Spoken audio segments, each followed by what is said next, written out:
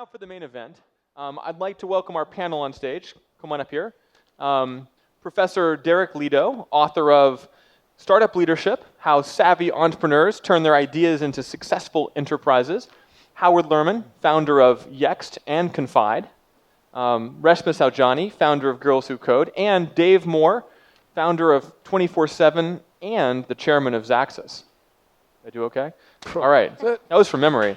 Welcome, please. And me. And actually, what I'd like to start is for each of you to just give 60 seconds about your companies and what they do.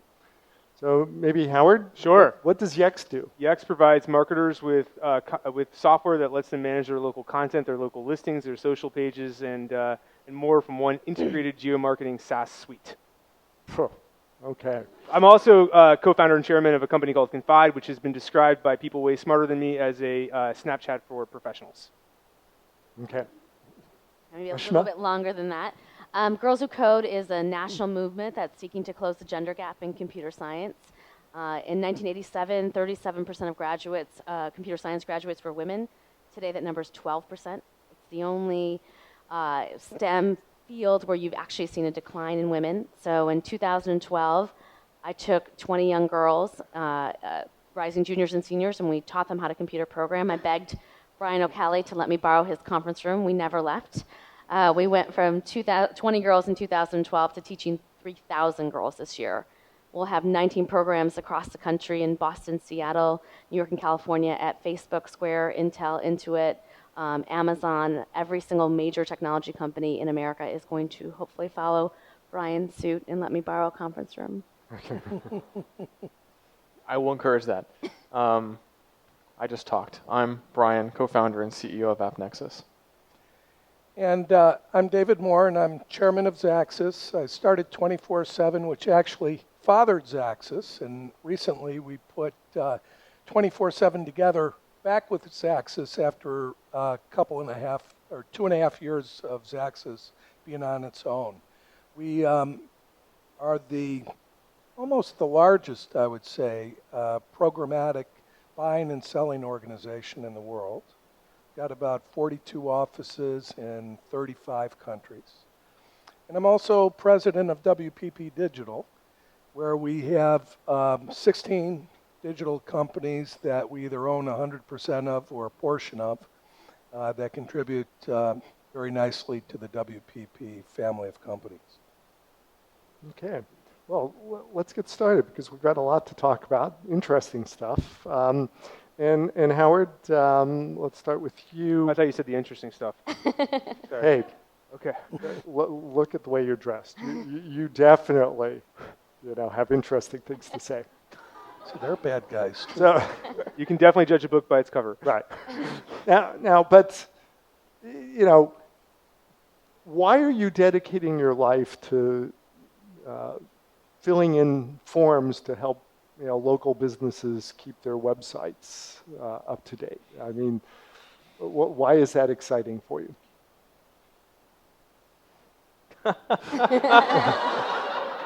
What's the next question?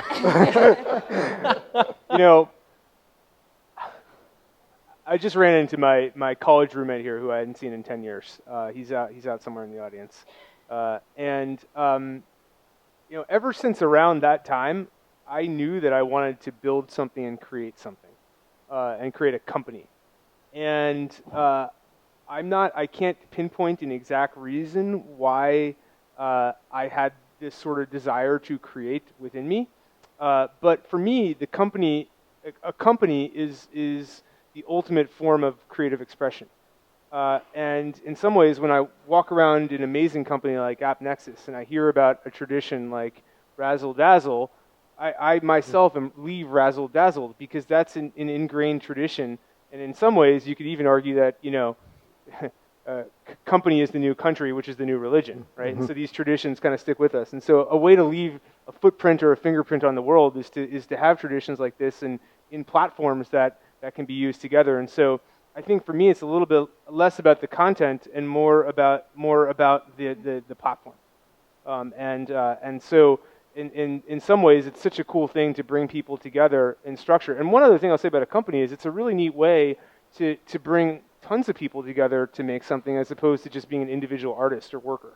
And so in a company, you walk around here, and you guys have 1,000 employees, I don't know the exact number, tons of employees, and you said offices in 40 countries or something, and that's a way to have a very broad impact. 50 girls that were coding, now there's 3,000. So you can build something up at scale in a way that an individual never could within a platform like a company. So could you ever work for somebody else? Absolutely not. Well, I mean, could any of you, David, what about? Well, I worked for a number of bosses earlier in my career, and I didn't start 24/7 until I was 45 years old. And I had wife. 4 years ago. Wife, 2 kids. I think I'm the oldest guy in the room. I'm not sure. I haven't gone around and checked IDs, but in any event, I had 2 kids, 12 and 9 years old, a house, a mortgage, and what was interesting was that my wife had more confidence in me to start the business than I had. She was literally kicking me out the door. You can do it. And I will tell you that it's very important to have that type of support when you start a business, whether it's your significant other or your wife or your husband. If they're not with you, it makes it a lot tougher. And I was very fortunate at that time to have a wife that really believed in me and gave me the fortitude to go through what I went through, because it wasn't all fun. And Brian, you've been doing this since high school. I've been doing this since high school. It's been leading up to this since high school. I guess so. I was actually commenting. Someone asked me if I was nervous coming on stage, and I said, because it's talking about my life. It's kind of like being in high school. It's like, tell me about high school. You're in high school. It's like I didn't have to prep for this very much. So yes, you're right. I've been waiting my whole life to be here on stage and talk about being here on stage. Look, entrepreneurship is an extremely difficult thing. I think it's easy to look at, people who start companies, and companies really are, as your book talks about, the firm is a complex thing. Like if you look at a company like WPP, I mean, it's mind-boggling. How many people work at WPP?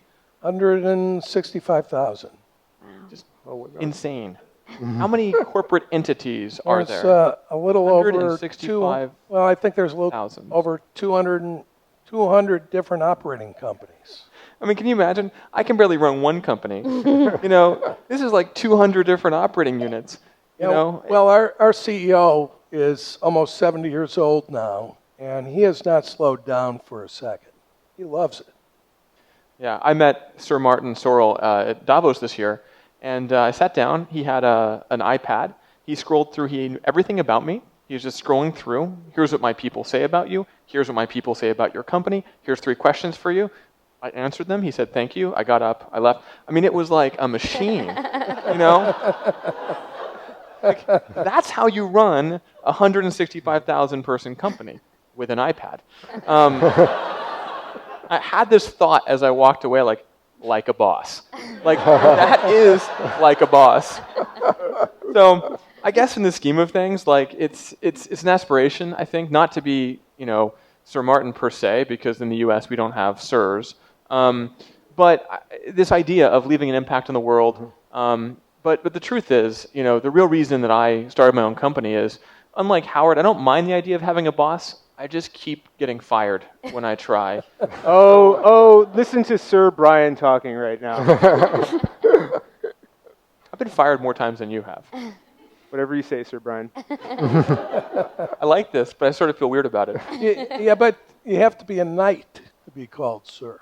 A knight. I don't think we... It's a sign of respect. Huh? It's a sign of respect here. I'll move to London. I moved to London, it's worth it. But Reshma, I mean, you're going from completely different field, law, and then politics, Right. and then, why take on this huge burden all on your own. You're getting great help, but Yes. still, it's on your shoulders. Well, I mean, I got fired a couple times too. So, I lost 2 political elections, and I really believed that you can make a difference through government. And Girls Who Code started because I was going to a lot of schools. And I'd be in some schools, and there'd be 100 boys in a robotics lab, and other schools would be 1 girl in the basement of a church in a public housing project. And, I don't have to tell folks in this room, but, our political system is very broken. And I saw an issue where I felt like you could actually build some innovation on, and there was a real alignment between the private sector and gender parity. Women tweet more, we Facebook more, we make 85% of all consumer purchases. It just makes sense for there to be more innovators and creators that are women that are creating products. And when we taught those first group of 20 girls, they didn't want to go in a basement and build video games. They wanted to build apps to fight bullying. They wanted to build algorithms to help detect false negatives in breast cancer testing. They wanted to solve problems that the world was facing. Mm-hmm. And we're facing a lot of problems. And if we don't have half of our workforce actually trying to solve them, then we're just simply missing out as a nation. And I saw it as a problem that needed solving and fixing. And in many ways, unlike my political career, last week I got rejected from the community board. Like half of them got in. And we had a little joke in our office, like if that happens, politics is definitely not for you. But, opposite in the other way, Girls Who Code has just been this open market, right? Where people have said, build, come create, we'll give you resources, we'll give you time, we'll give your girls internships. It's really been it was the right issue at the right time that needed solving. But the background as a lawyer and a politician, do you feel that that's helped you, hindered you as an entrepreneur, and in many ways a tech entrepreneur? Well, I mean, okay, reading your book, you said you should be motivated by revenge, money, or fame. Only some people. In that definition, politicians would be great entrepreneurs. Yeah. Because they're normally motivated by all 3. No, I think that it's helped me, and I think many many folks in my generation that are running for politics see themselves as political entrepreneurs. I think as an attorney, I'm able to look at things more pragmatically. I think I'm able to see kind of the gaps where government is not going to actually correct a problem, and I think that that's really helped me build Girls Who Code. I mean, I'm not an engineer, I'm not a hacker. My father would ask me what's 2 + 2, and I'd say 5, and I still always swore it was. And so that was, counted out for me. But I come at this issue in terms of that there are problems that need to be solved, and that we need to teach our girls to solve them. So Howard, how has your background prepared you for having a super fast-growing company that's going to catch up and pass AppNexus here in another year or 2? Well, first of all, that is not true. But more importantly, there is no preparation for what you go through to lead a fast-growing company. You can't prepare. The best preparation is to actually do it.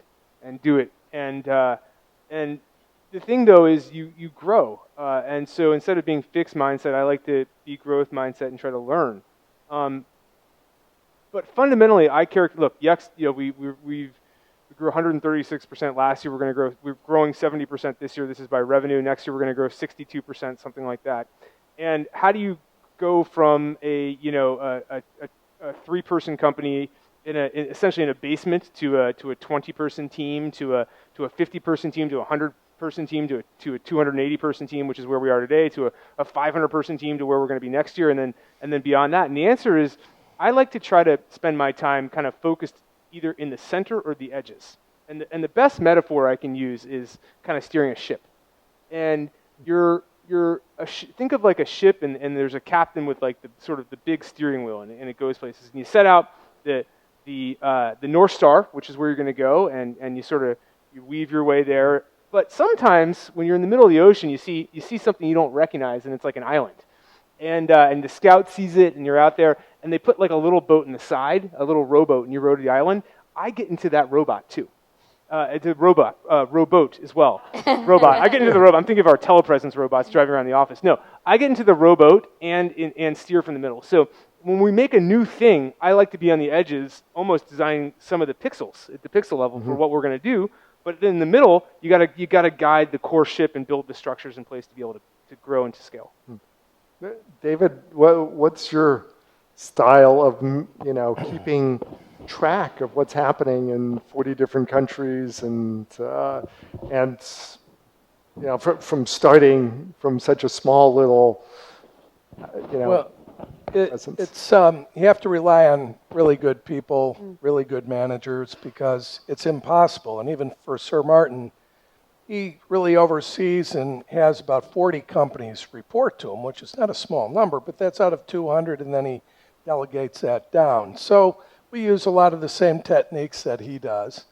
But it's much different starting a company with 5, 6, 20 people. The energy levels and everything are just incredible. The wins are so big. The losses are so tough. And when you get to be bigger, which we're about 800 people right now, it's a different management task than it is when you are doing a startup. And that's why I think you see so many serial entrepreneurs, because they don't like to do what I'm doing right now. They prefer to go back to 20 people, build it up, bring in people to run it, and sell it, and go on to the next thing. So I think it's up to the individual, what makes them happy and what makes them tick. And me being 61 years old right now, I don't know if I have another startup in me, because they're tough. Well, are you the same person now as you were when you started it? Maybe you don't have the energy to do that, but no, I have plenty of energy left. But I'm a battle-scarred veteran. I mean, quick synopsis, we started the company in 97, went public in 98, we grew it to 1,200 employees, 52 offices, 29 countries. We had a market cap of $1.8 billion in January of 2000, a market or stock price of $69, and life was good. Then NASDAQ peaked March of 2000, and from that day onward, for about 2 years, our stock went down every single day, till it hit a low of 15 cents, $15 million market cap, 200 employees in North America, and a going concern opinion from our auditors. I mean, it was terrible. It was like 2 years of hell. It really was. And but one of my proudest achievements, probably the best one, is that I survived during that time. I got through it. And it was no fun doing it.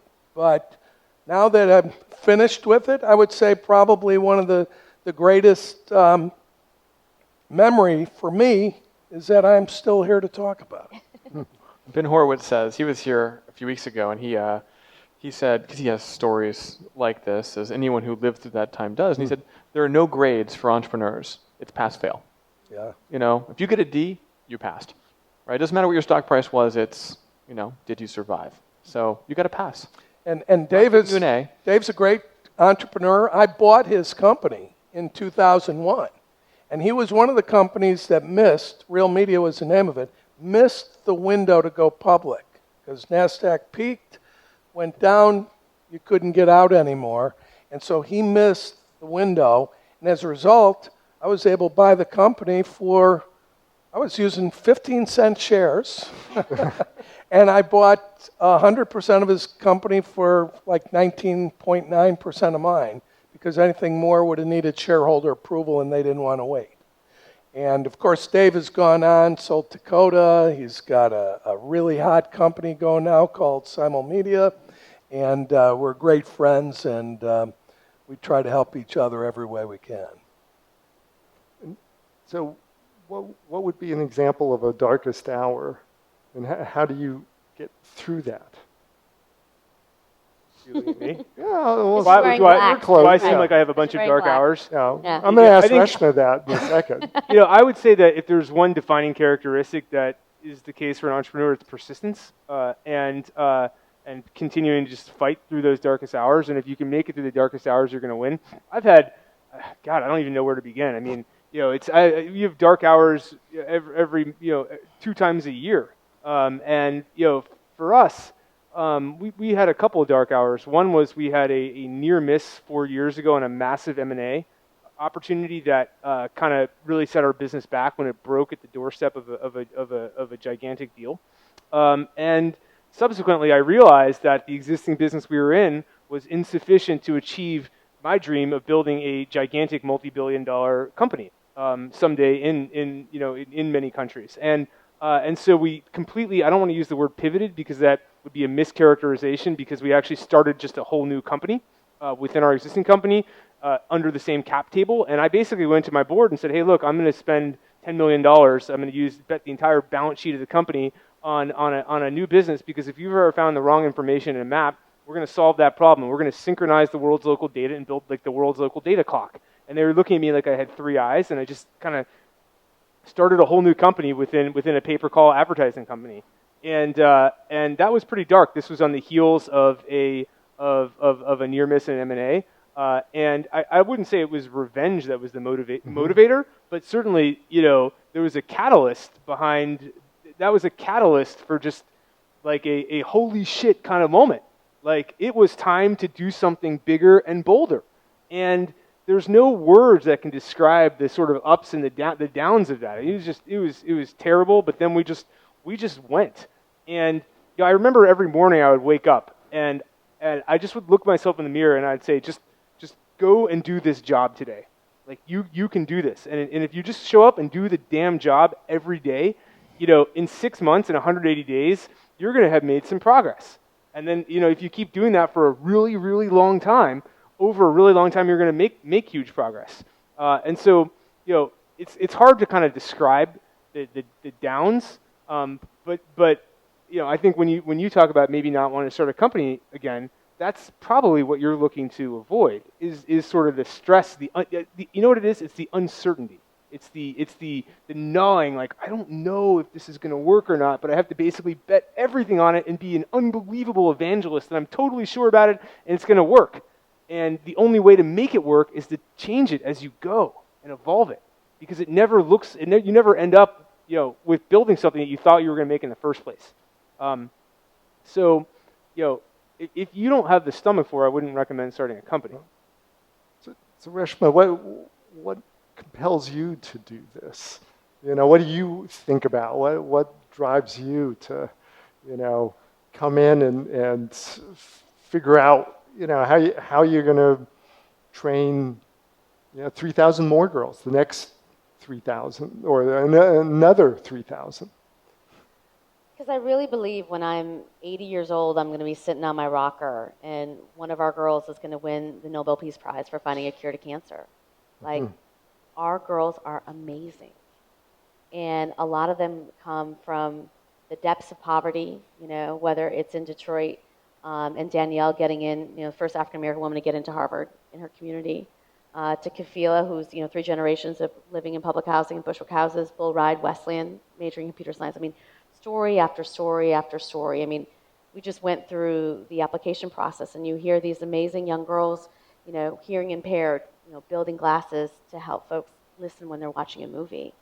It's just, that's what compels me. I think that's what compels my entire team to get up in the morning, because every day we get to see and feel how we're making a difference. And I think that you have to be motivated by that.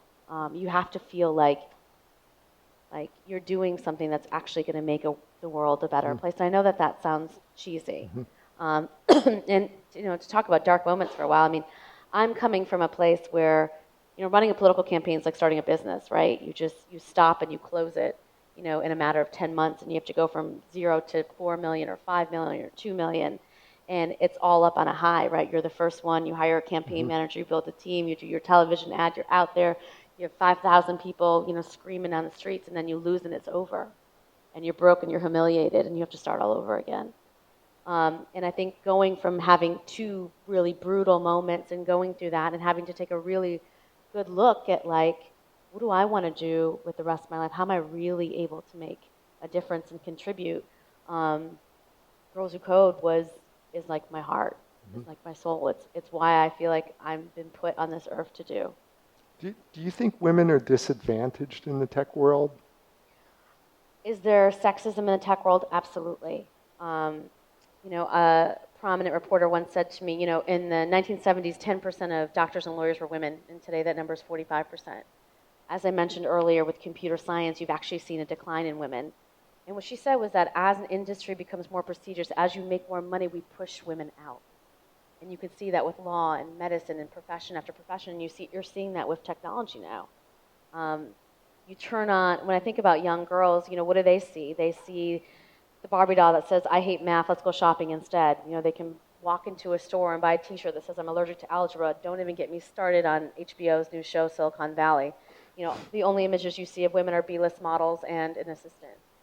That is what our girls are seeing, and they're paying attention. And so, yeah, but at the same time, do I think that we as women are risk averse? Yes. Do I think that we're afraid of failure and rejection? Yes. Do I think that we're taught that at a very young age and it makes us not start companies? Yes. And I think that one of the things that I evangelize about is to fail fast, fail hard, fail often, to get comfortable with rejection. I mean, at a very young age, this young man was walking down the street whistling at a woman, and she told him to piss off, and he just did it again, over and over and over again. Men love rejection. Women, we don't like it so much.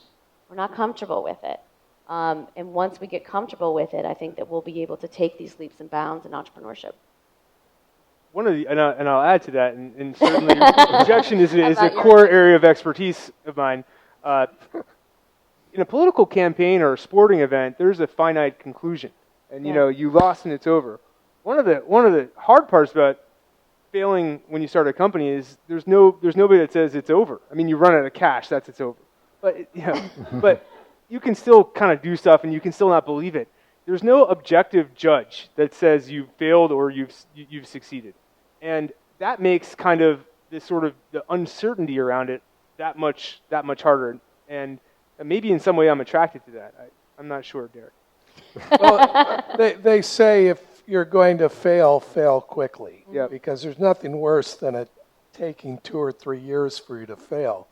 But I failed in a few businesses. I actually started about 4 different businesses before I started 24/7. And, part of it, I think and that's the reason I think 5 and I'm done, right? But I think that Winston Churchill once gave a great speech, commencement speech at Oxford. And he was known to do some drinking late at night, and he was called up and introduced by a chancellor of the school, and he comes up, a little bleary-eyed, and he looks out at the student body, and he says, "Never give up." Sat down. Chancellor goes, "Winston, the kids have come here to, hear your wisdom today." He gets up and he says, "Never, never give up." And that was it. And he was that type of guy, and I think entrepreneurs tend to be the same way. You can't give up. There's a time where you may have to call it quits, run out of cash, or some other unforeseen event comes that puts you out of business somehow, and there are times when you have to stop, move on to something else. But for the most part, that passion, that will to succeed, the never give up, it's really important ingredients in being successful. Brian, I mean, this is like your 5th startup, depending on how you count it. And I've lost track. yeah, it's what are you doing differently? I mean, here it is, and it's a dream come true. It's you're New York City's tech, Sir wonder. Brian. Brian. Let's stop that already. So I have 3 thoughts. So one is that, you mentioned that being a 5-person company, you wake up in the morning, it's highs and lows, terror and euphoria, terrible pit of your stomach, betting the entire company on something that is so difficult to even get your head around. Like this sense of, oh my God, I've worked so hard and I could lose it all right now. I could get my ass fired. We could run out of money. This could be the dumbest decision I've made my entire life. I had that today. I mean, So did I. so what I'm saying is, like, it is what I'm doing differently. I mean, the problem that all of you have now, since I know there's no AppNexus employees here, I feel like I can be honest with you.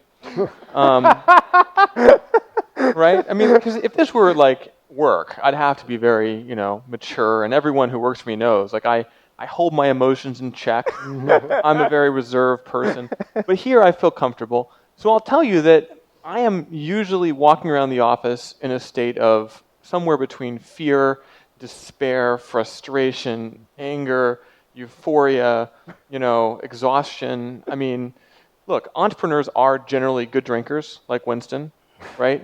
Sure. We talk too much, unlike Winston. But I think that's the problem is I'm also on stage all the time. So, I walk around the office and every person is like, does he look happy? Does he look sad? Like, we don't have a stock price. We have a Brian meter. Like, people are like, does Brian look happy right now? Is business going well? Should I look for a job? Did he close that door a little hard? Is he mad at me? I mean, I can tell because people tell me. And so what's really different about AppNexus from the rest of these companies is simply it's taken longer, right? The stakes are higher. There's more people every day who look at me and say, like, is this guy for real? And for me, that's the thing that I think has been, for me, different this time. You speak in your book about my need for revenge at one point. If you haven't read Derek's book, it puts me in a great light. Basically, just skip chapter 2.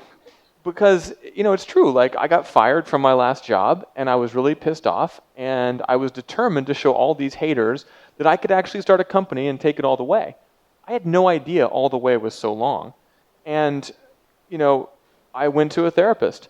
I said, I can't run this company if I can't figure out how to, be a leader that people can trust and respect, in the midst of all of this emotion I feel effectively. And, it was one of the most amazing things I did was to really just sort of become more self-aware, to really figure out how to handle that. Right now I'm sitting on the stage literally having massive fear.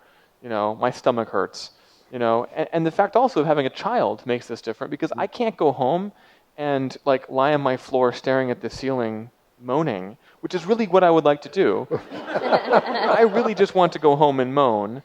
And I have to go home, and my wife will be like, here. And my daughter will run over and be like, Daddy, put me to bed, which basically means I'm going to jump up and down the bed for an hour. I mean, there's never a break. So I think that's my first point, is just that, the most different thing about this is how darn similar this is to how I felt 10 years ago, but just with all the other pressures and trying to be a better leader and really thinking about that. And I think your point about the culture, and Dave, what you said about people is so true, that, this is no longer my company. I wish it were sometimes, but I think actually, if you just look around this room, if you look around this office, if you were here at any day during the week, what you'd see is hundreds of people who believe in a mission, who believe in a vision, who want to contribute to something that I had the privilege of starting. And my greatest success, I think, is the people who have stood by my side, who have let me participate in their careers, who have shipped code, put up with my crappy code at times, who I've seen develop as leaders, as entrepreneurs. I truly believe that the future of New York's technology community is here. That the people who are here at AppNexus, including the Girls Who Code team, are going to be the people that actually make New York the great technology community of the world in 15 or 20 years. The reason that Princeton is so important is we have one of the world's greatest research institutions an hour away, right? We do have Columbia here and Cornell's coming and all that, but I mean like a real university, right? I'm sorry, that wasn't nice. But my point is, like, we can be a hub for all of this great research. We can bring Boston and DC together. I mean, we can really be the East Coast central hub, and I would love to be a small part of that. But even more, I would love to see the people who are here be the people that are the future of that, as leaders, as executives, as entrepreneurs. And I'll say one thing to Howard's point. There are ways to learn to be a great entrepreneur that don't require going through the kind of painful failure that you and I have experienced. They don't require your stock crashing. They don't require not getting elected, which I'm still frustrated about. I truly hope that the people who work next to Howard at Yext and who work next to Dave at Xaxis and work next to me at AppNexus are learning from my mistakes, from our mistakes. And our failures are right out there. Like, you see me fail all the time if you work here. Probably if you don't, you see it. And I think that's actually one of the most powerful ways to learn and grow. Well, do you feel that you had the best idea this time? Because you tried 4 or 5 other ideas that I guess maybe some of them worked or none of them worked, but you feel that this time, based on the experiences you've had in the past, you had more passion, you had a better idea, a better mousetrap than before? You know the story of AppNexus. I invented something. Chris Dixon, you guys see what he said the other day? It really pissed me off. He said there's no real technology in New York. Yeah. Everyone here just builds applications. Sorry. It was a horrible thing he said. And I'm thinking to myself, I've got about 10 patent applications. Wait, isn't he in New York? Or he moved? He wimped out. Left. Oh. Left. Okay. And I thought to myself, we really do build technology here. There's 2 industries, at least, in ad tech and fintech that are here, real technology. I don't know about you all, but like 3D printers, that's real technology, right? Yep. And also, there's sure a lot of Silicon Valley companies that aren't really technology companies, right? Look, Airbnb is really cool, but the guy, like Brian Chesky's, like taking pictures of apartments. Like, that's not technology. That's a brilliant business idea. And I won't even get started on WhatsApp.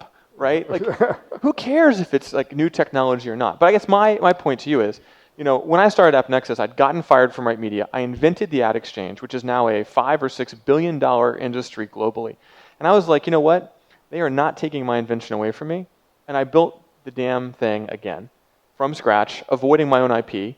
And it took us 5 years to take every single client away from Right Media. Marissa Meyer at CES this year turned off Right Media. And I said, okay, took care of that. Now what? Now we need a frickin' idea. Because I already did that one twice, and now it's time for something new. And unlike Howard, I didn't have any good consumer ideas. I love your Confide. I only talk to Howard through Confide. If you haven't downloaded Confide, seriously download it. It's pretty cool. It's like Snapchat, but you don't feel weird using it. And but at AppNexus, what we actually did was cool. I hired brilliant people. And I said, look, you guys have to think of the ideas. I don't have the ideas anymore. I'm not, tapped out. Huh? I'm not tapped out, but I'm tired. Why don't you all think of something great? And in fact, if you look at the greatest innovation that we've had at AppNexus in the past couple of years, I didn't think of it. In fact, we had 3 different teams working on different entrepreneurial projects. One became a company called Twixt that's revolutionizing how RFPs are sent. One is our entire mobile platform that we've built here. And, the third is actually part of our sort of deals project, but we're very early in that. We're still playing with this idea that, people could actually negotiate how business is done. So 3 of the most innovative things happening in all of online advertising are happening here, but they're not my ideas. But you had really good proof of concept for AppNexus, right? Because you'd built this at Yahoo.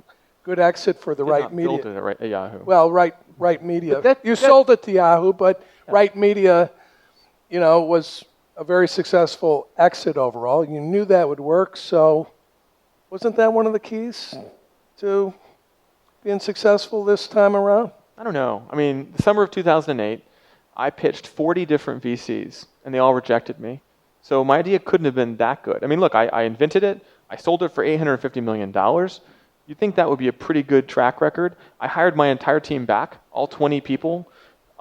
In July of 2008, of the 20 employees of AppNexus, 19 either worked for Right Media or went to Princeton. There was one outlier. That's a pretty good founding team, you would think. I couldn't raise a penny. So, I don't know. In hindsight, most good ideas look really smart. In hindsight, this was a no-brainer. Of course it worked. If you sat here through those 5 years, I'm surprised anyone continued to work here because, basically going against Yahoo, they said, Yahoo is very smart. They said, look, you can compete with us, but your clients can't buy inventory from Yahoo. Yahoo is 12% of the internet. They're the largest internet company in the US, and we couldn't work with them. So being part of the ecosystem, Google at one point, you guys have heard of Google, search company? Google is relatively large. They shut us off too. There was a point where we didn't have access to either Yahoo or Google, and somehow we were supposed to run an online advertising company. So is that where the revenge came from? No, that's where Microsoft No. came in. But yeah, well, yeah, exactly. We've got That Microsoft. said, though, I think we need to open it up to questions and comments here because we're having too much fun. So I would like to invite people to ask questions. There are 2 microphones on either end, and if you could just come up, I can see you back there. Yeah. Yep. Thanks for coming today. This is awesome. So I recently saw a TED Talk, and it's about dancing by yourself and starting a movement. Maybe you're familiar, where it's one guy, he's dancing, he's kind of the crazy guy. And the whole purpose of the video is to talk about really the first follower, the second leader, and the impact that has on bringing the movement, because 3's a crowd. So I'm interested to know who was that first follower, first follower and second leader for you guys.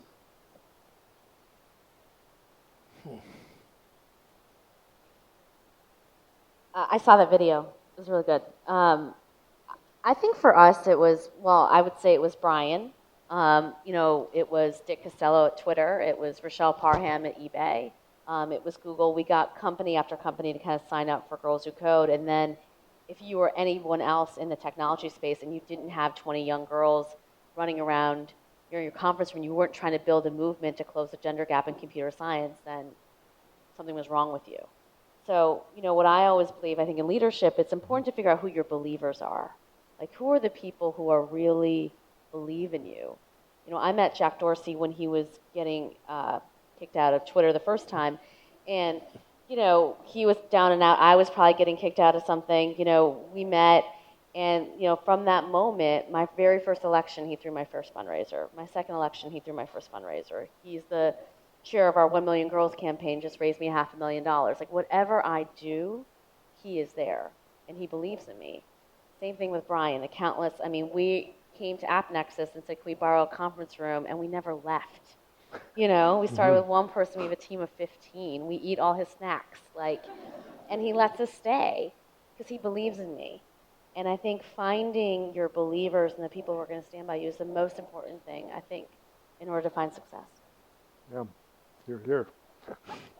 I was fortunate. When I left Right Media, it was really weird. It was like this horrible divorce between a company I had loved. I got fired, and my whole heart and soul was there. I didn't know what to do. And they carved me out. They said, non-compete, no hire. You can't hire a single soul. And I said, I won't do it. You have to let me hire Mike Nolan, who was my sort of protege. And they're like, okay. And they went to his desk and said, we'll give you $1 million if you stay for a year. So they bribed him to stay. And I was like, that sucks. I don't have $1 million.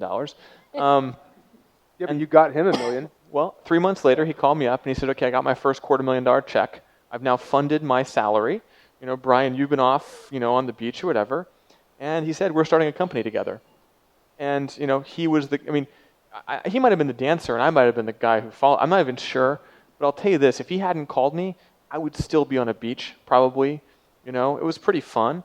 And, it's true, though. Without Mike, I would never have started this company on that couch out there. And I think it's true. We all need someone. I think co-founders are so critically important and people who support us along the way. And I've been fortunate to have many mentors along the way, too. Yeah. When you deliver for them, it's relationships for life. You'll do anything for them, and they'll do anything for you. Next question? Sure. Hi. This one's for you, Derek, but anyone can chime in if you have something for me. I heard certain themes from each of you guys. From Howard, I kind of heard, the courage to kind of face the unknown. From Reshma, I kind of heard that, you have to have the will to kind of get up and fight for what you believe in. David kind of having a lot of humility, and then also, you know, having the will to kind of survive. And then from Brian, I've heard a lot from Brian because I work here, but in this particular case, he, you know, revenge fueled him to kind of like get somewhere. So you each had your own theme, but you had kind of something, some fire in your belly that pushed you towards it. And I guess my question is, in your experience, are there particular themes that people have followed through with that kind of help them achieve success when they try to found something and achieve something? Or is it just that fire in your belly that is like something that cannot be fought against? It's like an unstoppable force that'll take you towards wherever you need to go because you have some idea and you will go there, period. No, there are a lot of people with fire in the belly that fail. Matter of fact, most of them do. It's only about 1 in 50 that can take an idea all the way to the point where it becomes a completely self-sustaining, value-producing enterprise. So most people do not survive their traumatic experiences. They do not create the bonds that are required to create a viable, growing enterprise. And the book is about that, but sort of, let's say that an underlying critical theme that pulls together a lot of what we've been talking about here is that there has to be a balance between tremendous selfishness and also selflessness on the part of the founder if they really want to take it all the way. There has to be the selfishness that's the fire in the belly. It can be described in many different ways.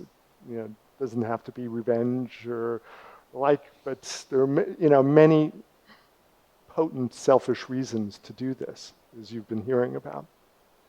But ultimately, if you're going to get hundreds of people, both as your customers and as your fellow partners in the business, to dedicate your lives to fulfilling this vision, the leader has to be pretty selfless. He has to make it worthwhile for everybody to follow the vision. And that balance is an enormously tricky thing to do as an idea matures and grows into being a fully fledged, you know, value-producing, you know, growing, self-sustaining enterprise. And there's a lot of tricks to that. Took a whole book to describe, but that's sort of the overarching principle that has to be balanced. Great, thank you. Should I go up to the mic? Go for it.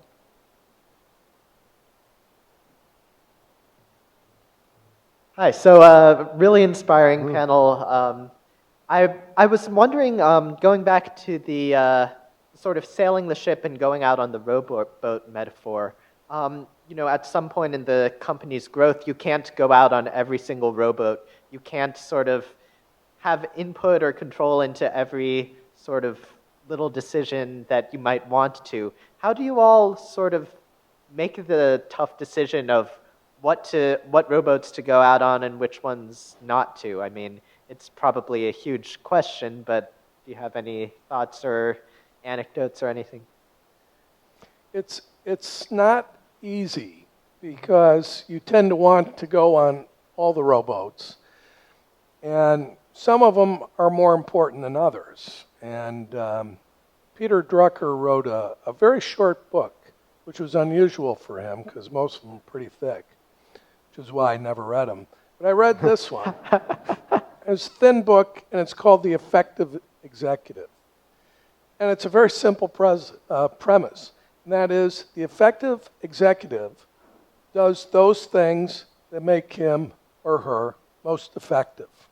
Sounds pretty easy, but what it comes down to is prioritization, right? And I've known CEOs that, you know, they were focusing on user experience and all these different things, but they never paid any attention to revenue.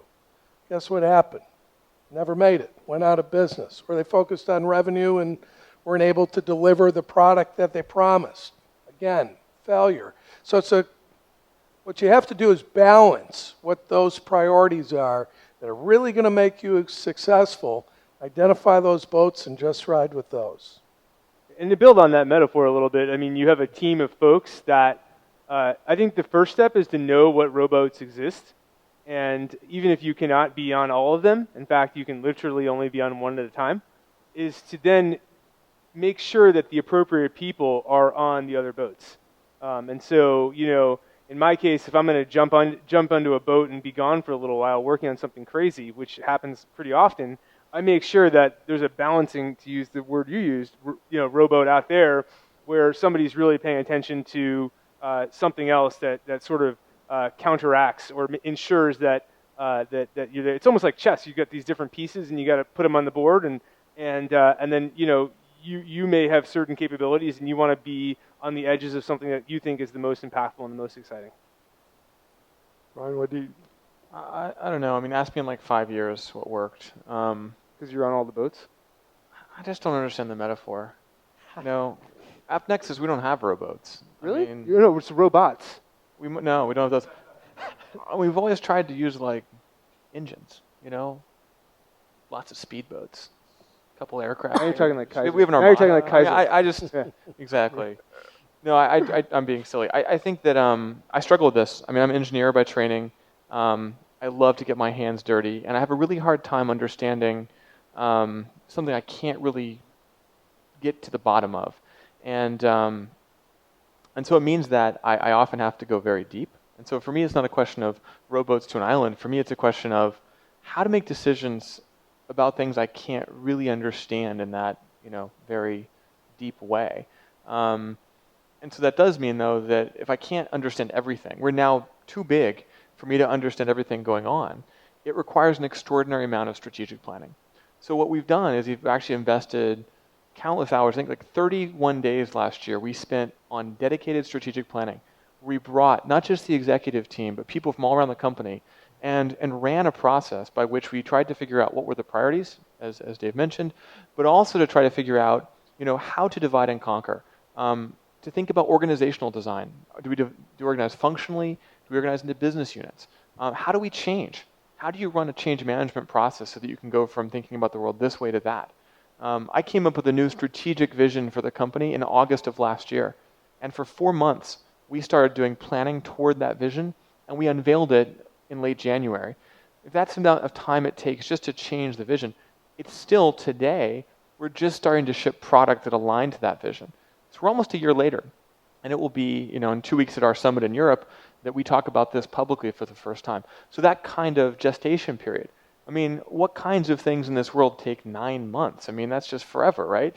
You know, but to launch a new idea takes longer, but it means that I get everyone going in the same direction. So I think that the challenge becomes then, how do you bring in that kind of disciplined planning process without losing the entrepreneurial culture of the company? How do you avoid having lots of committees and market researchers and all of this sort of overhead?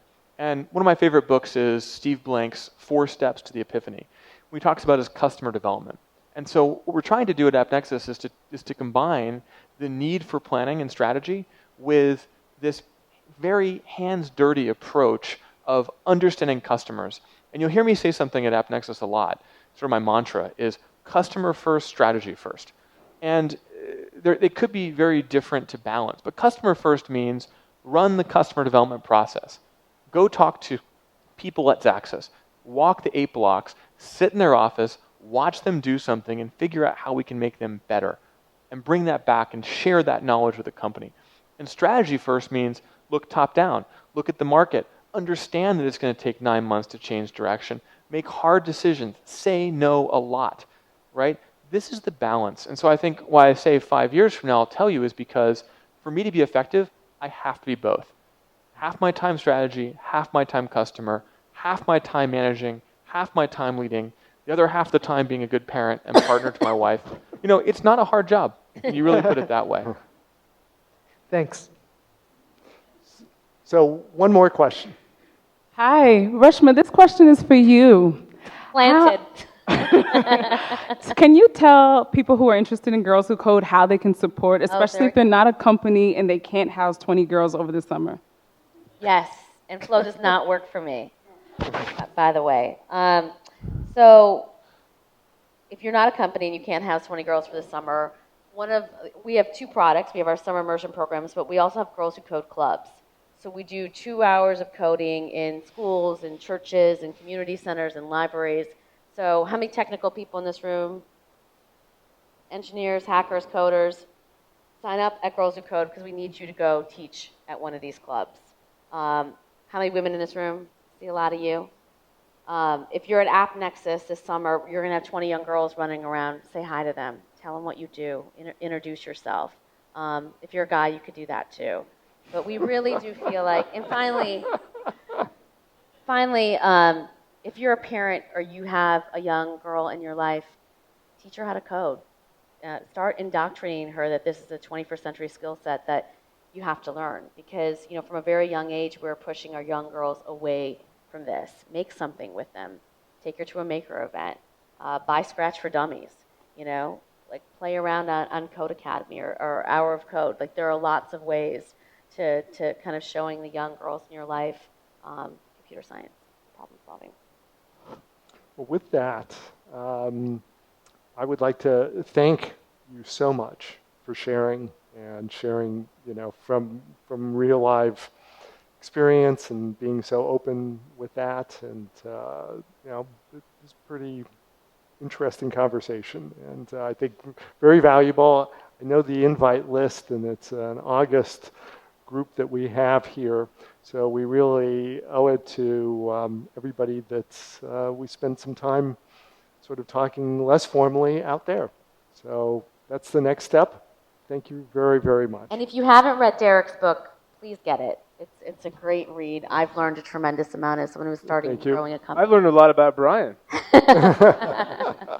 That's not me. Someone else named Brian O'Kell. But I want to come and visit you and learn about you, Howard, where he shops, you, Reshma, and you, David, and so you'll be the subjects of the next book. So thank you very much. Thank you. Appreciate it. Thank all of you.